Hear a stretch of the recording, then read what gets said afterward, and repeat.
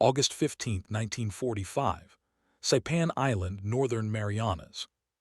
The sun hung low over the Pacific, casting long shadows across the remnants of what had been a battleground. In a makeshift processing center, little more than canvas tents and wooden tables erected near the coastline, 23 Japanese women stood in a ragged line. Their clothing, if it could still be called that, hung in tatters.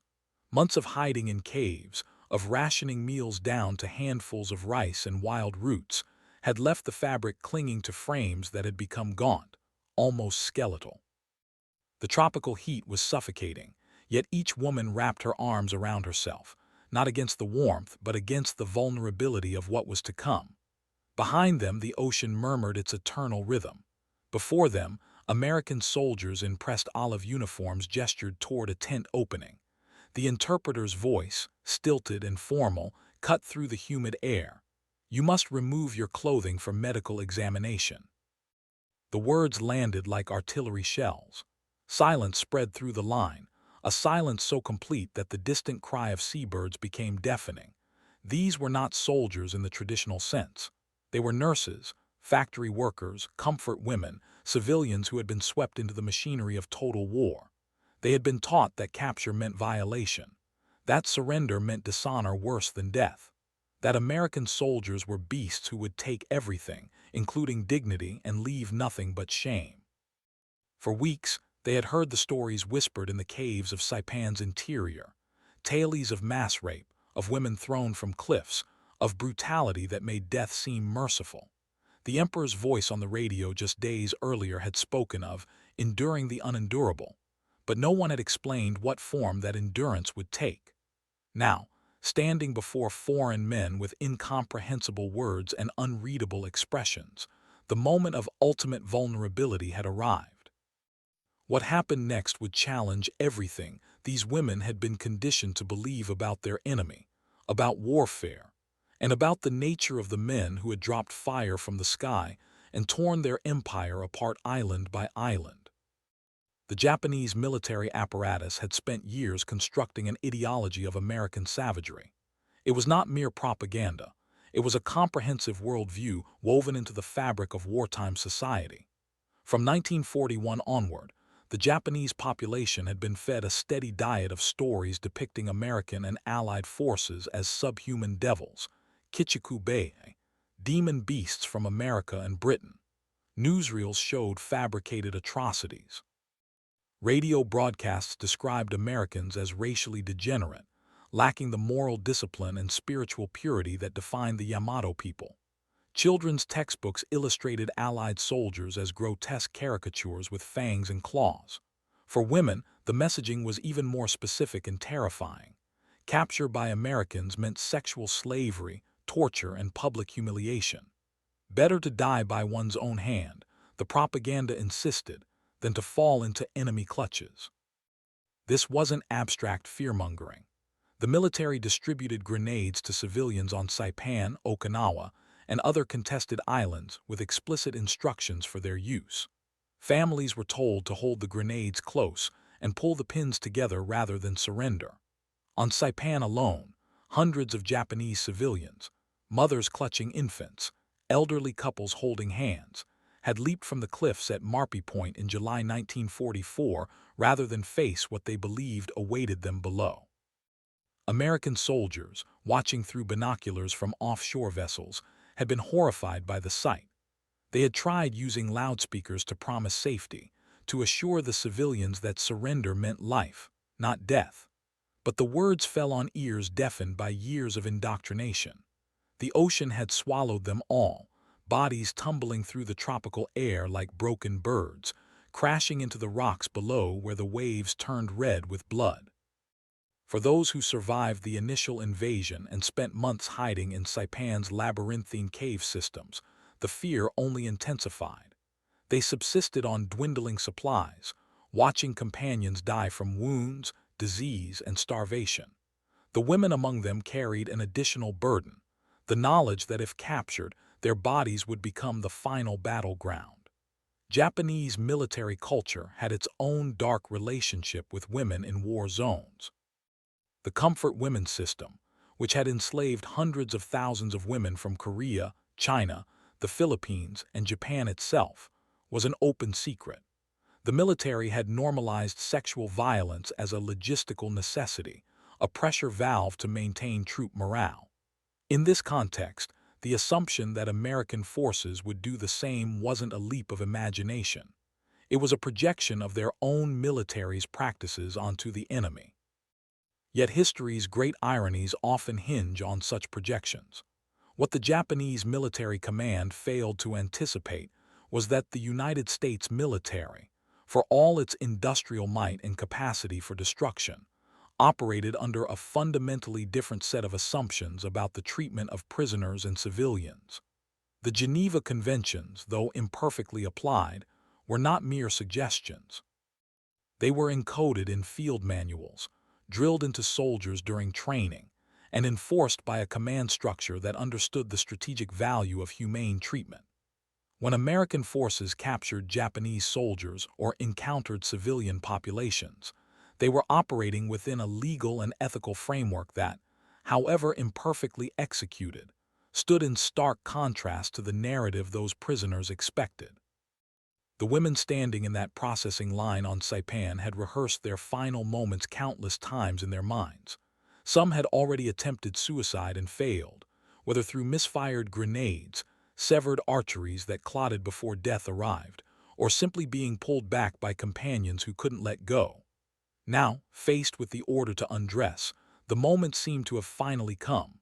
The interpreter repeated the instruction, his voice patient but firm. Behind him, a female American nurse stood with a clipboard, her expression professional but not unkind. The women didn't see kindness. They saw the preamble to horror. What they couldn't know, what years of propaganda had obscured, was that the order to undress had nothing to do with violation. It was purely medical protocol. The United States military had learned harsh lessons about disease in tropical warfare. Malaria, dysentery, typhus, and a host of parasitic infections had killed more soldiers in the Pacific than Japanese bullets in some engagements. When processing prisoners or liberated civilians, medical examination wasn't optional. It was essential for preventing epidemic outbreaks that could decimate both prisoner populations and American personnel. The Navy and Army Medical Corps had developed standardized procedures: delousing, wound treatment, nutritional assessment, and disease screening. None of it could be conducted through layers of filthy, infested clothing. The first woman stepped forward. Her name was recorded in military documents as prisoner number 47, though her real name was Tomiko. She was 31 years old, a former schoolteacher from Yokohama who had been on Saipan visiting family when the American invasion began.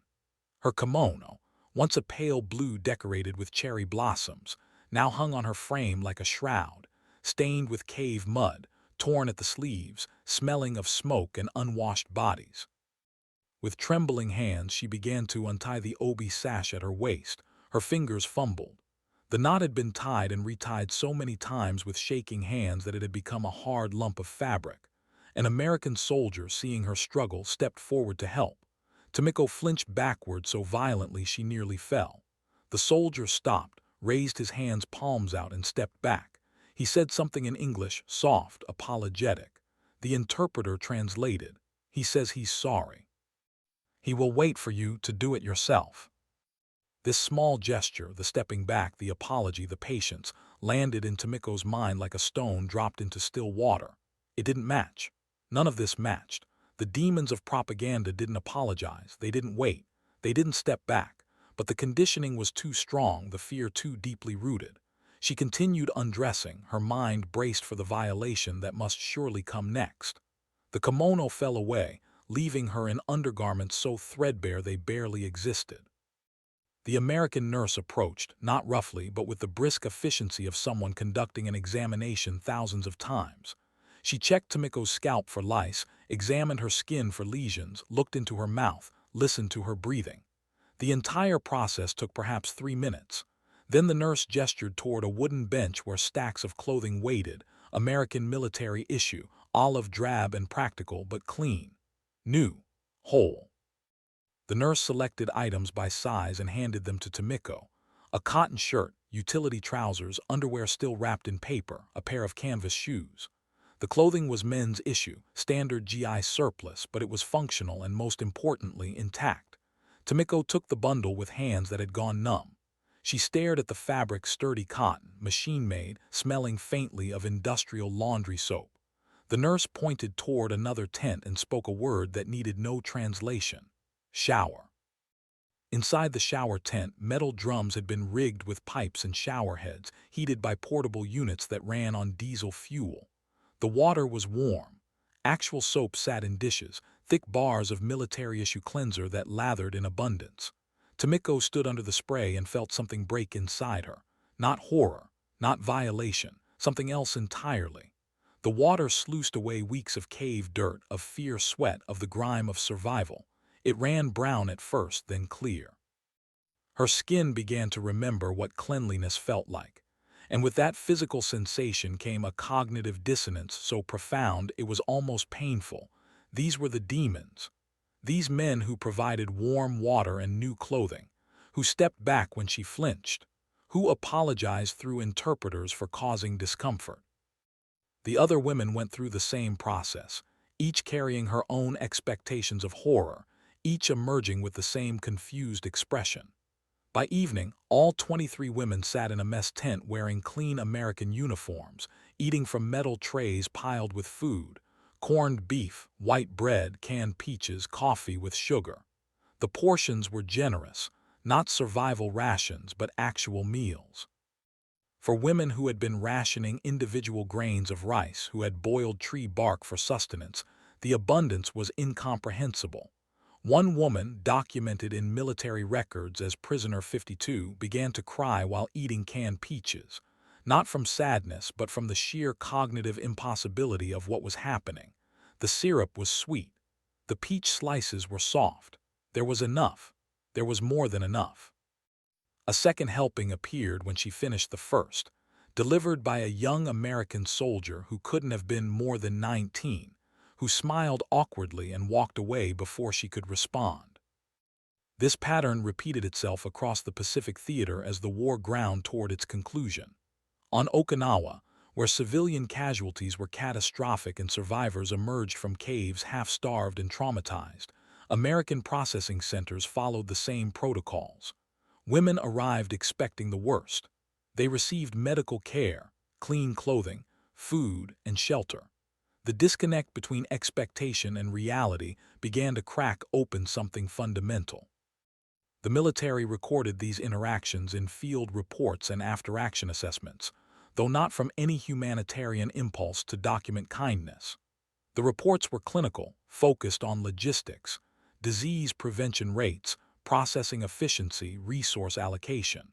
But between the lines, a different story emerged, one of ideology colliding with reality, of propaganda dissolving in the face of lived experience. The Geneva Conventions of 1929 had established clear rules for the treatment of prisoners of war, though the Pacific War's racial dimensions and mutual atrocities had created a context where those rules were often ignored by both sides. Japanese forces had consistently violated international law in their treatment of Allied prisoners. The Bataan Death March, the Burma Railway, the countless documented atrocities against POWs in camps throughout occupied territories. The United States military, while not perfect in its adherence to international law, generally attempted to maintain standards of treatment that reflected both legal obligations and strategic calculations. Treating prisoners humanely served multiple purposes. It encouraged surrender, which saved American lives. It provided intelligence opportunities. And it maintained moral high ground in the broader ideological conflict between democratic and authoritarian systems. But for the individual women processing through those camps, the geopolitical calculations were irrelevant. What mattered was the immediate physical reality. They were alive.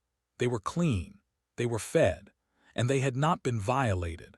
This last point was so central, so utterly contrary to everything they'd been told, that many struggled to process it. Tomiko would later testify during post-war interviews conducted by Japanese historians that she spent her first week in the processing camp waiting for the other shoe to drop. Surely the kindness was a trick, a method of lowering defenses before the real horror began. But days passed, then weeks. The routine remained consistent.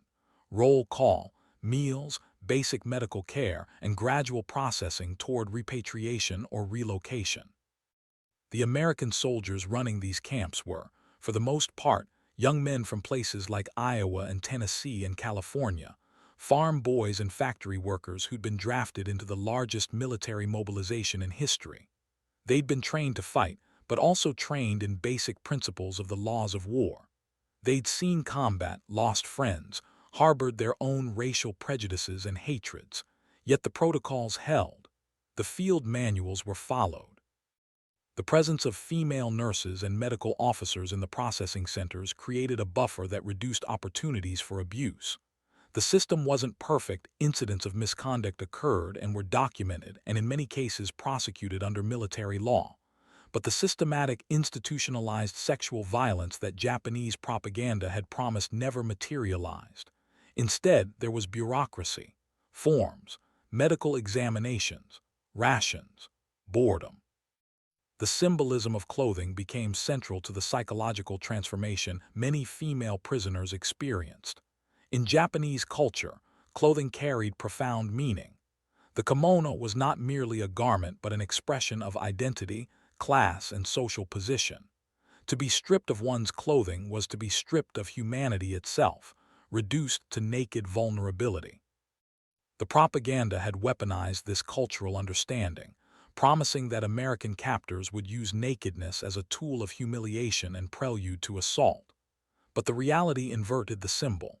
The removal of clothing in the American camps was clinical, brief, and followed immediately by the provision of new garments. The act of being given fresh, clean clothing, even if it was utilitarian military surplus, became an unexpected gift. Those olive-drab uniforms represented something more than mere fabric.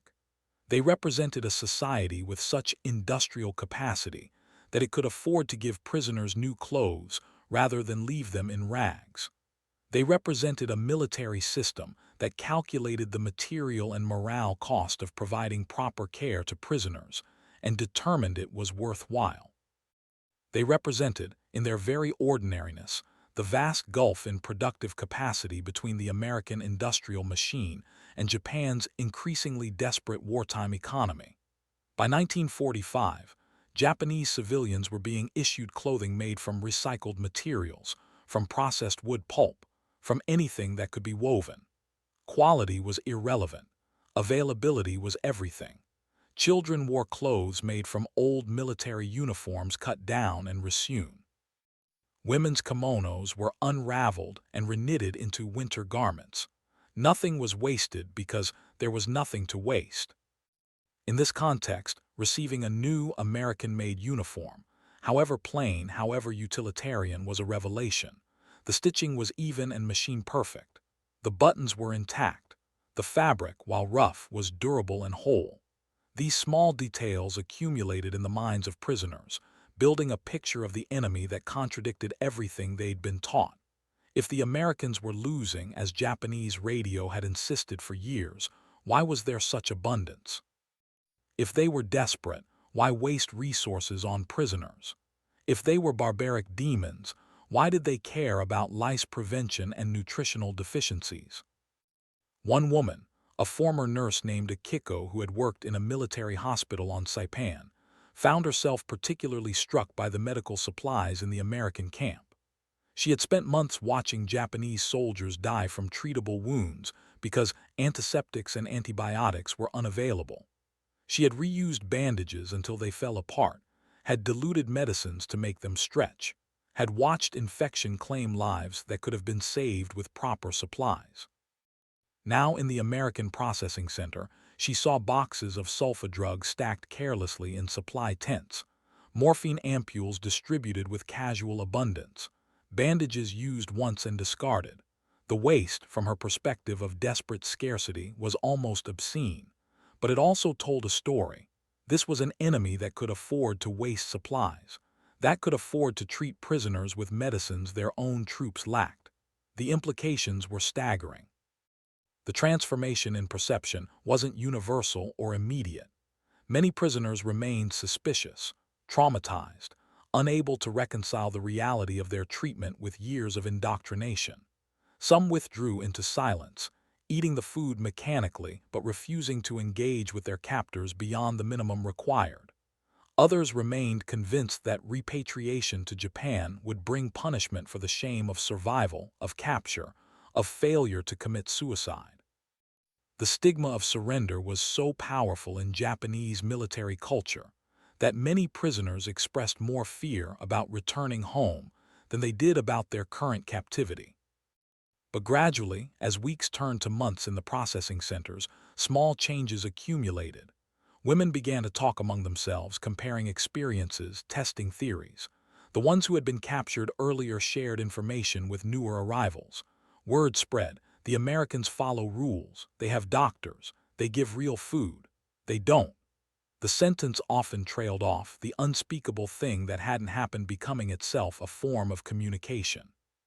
Trust was too strong a word for what developed, but a kind of tentative adjustment emerged, a recalibration of understanding based on evidence rather than propaganda. The American personnel running these camps were largely unaware of the internal transformations occurring among their prisoners.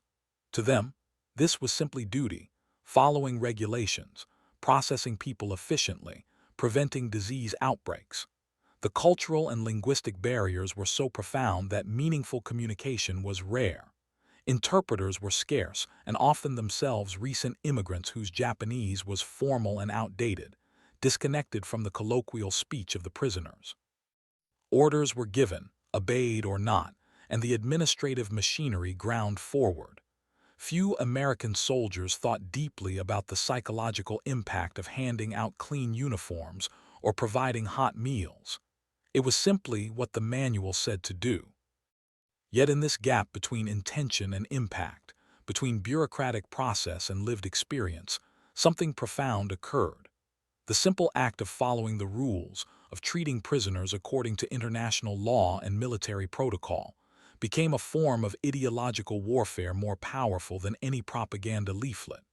It demonstrated, through direct experience, that the enemy was not what Japanese propaganda had claimed, that surrender was not the end of the world, that the Americans, for all their industrial brutality and warfare, operated under constraints and values that allowed for humanity even in the midst of total war.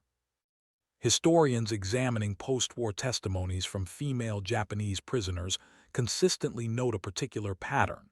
The moment of transformation often centered on small, unexpected kindnesses. A medic taking extra time to bandage a wound carefully.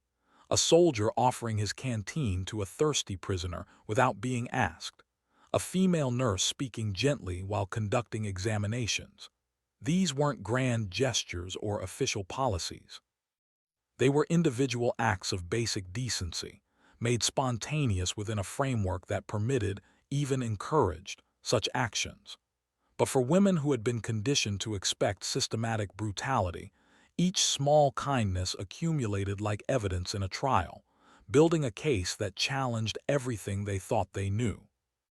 The food became a particularly powerful symbol. American military rations, designed to sustain combat troops in harsh conditions, represented an almost unimaginable level of abundance to prisoners who had survived on subsistence diets.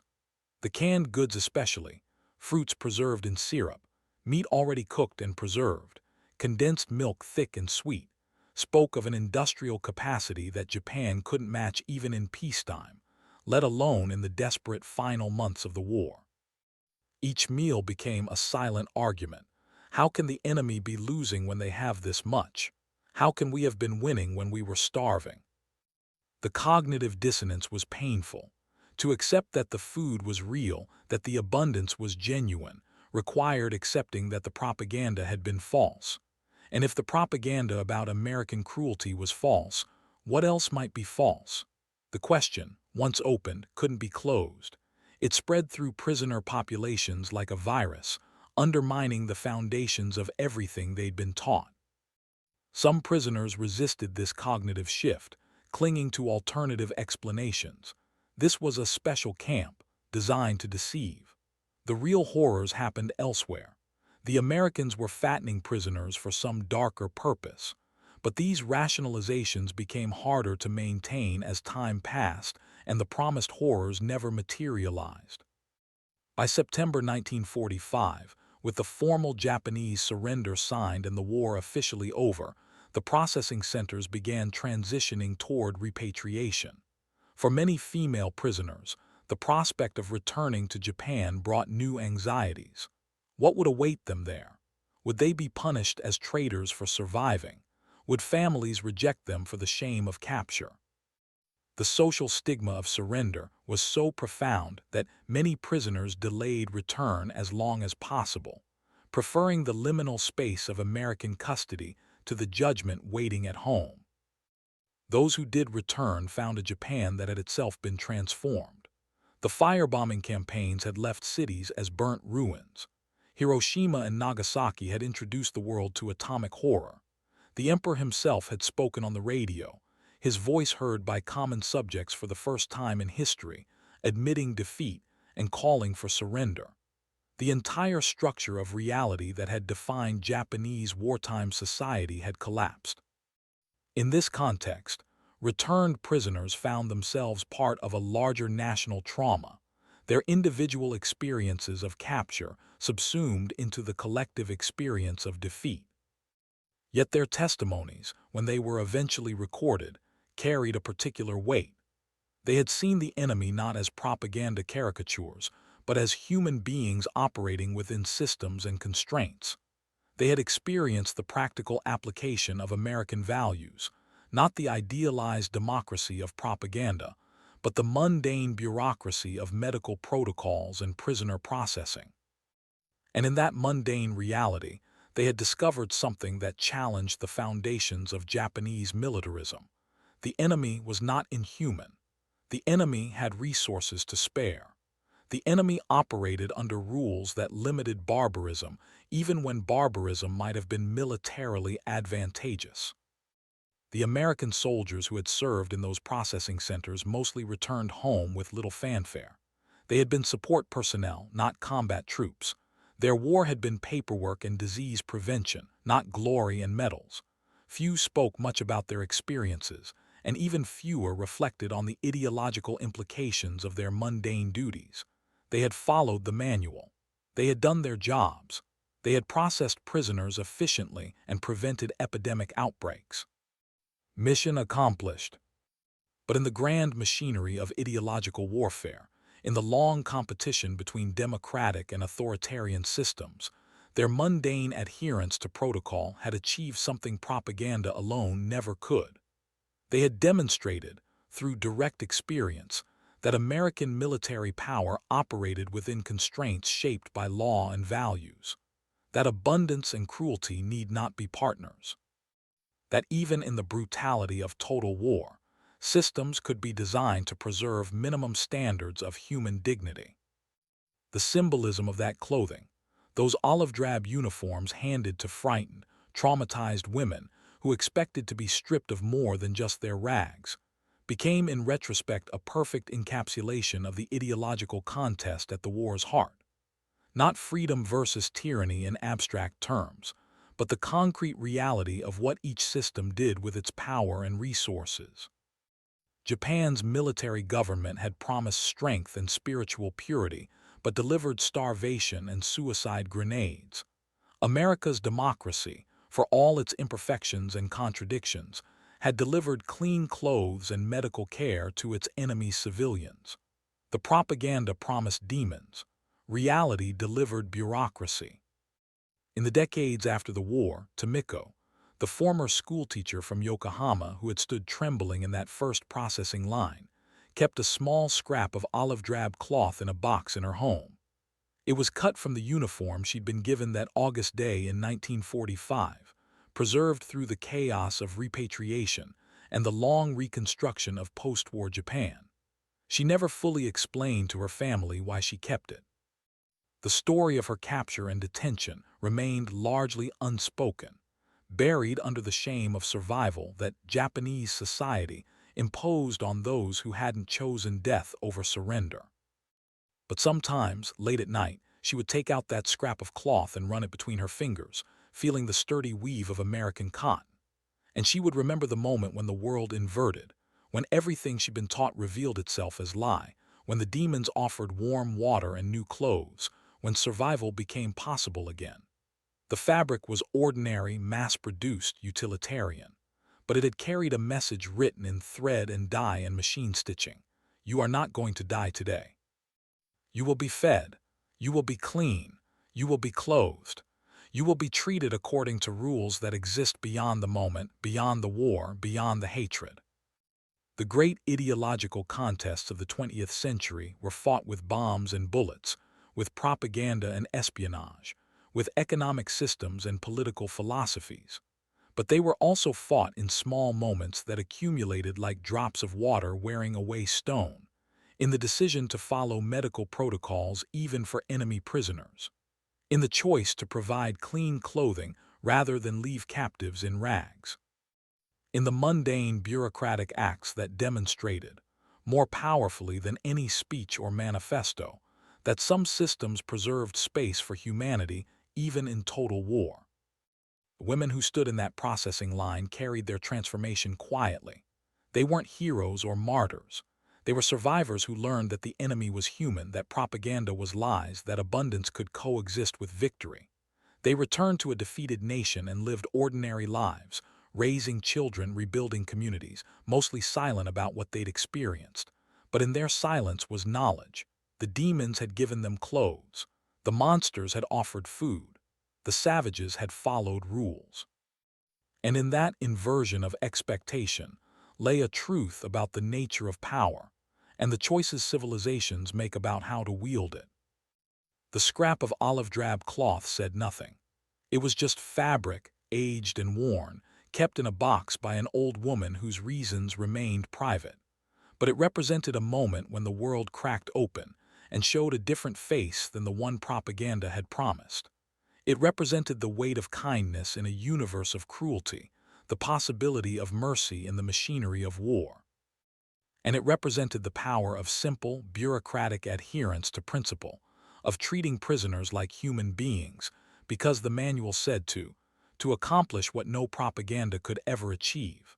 The demonstration, through lived experience, that another way was possible, that even in total war, civilization need not be completely abandoned, that clean clothes and warm water could be revolutionary acts when offered to those who expected only horror. The fabric remained, the memory remained, and in that remaining was written a small truth about the nature of the conflict that had consumed the world, that victory wasn't only measured in territory taken or enemies killed, but in the preservation of principles under pressure. That democracy's strength wasn't only in its industrial might, but in its insistence that even enemies deserved minimum dignity. That the simple act of following the rules, of providing clean clothes to frightened prisoners, could matter as much as any battle, could challenge ideology more effectively than any bomb. In August 1945, on a hot day on a devastated island, 23 women received new clothes. They expected death or worse. They received bureaucracy and abundance. And in that gap between expectation and reality, the war's ultimate verdict was written, not in the signing of surrender documents or the raising of flags, but in the confused relief of survival, in the unexpected weight of clean fabric, in the simple, revolutionary discovery that the enemy was human after all.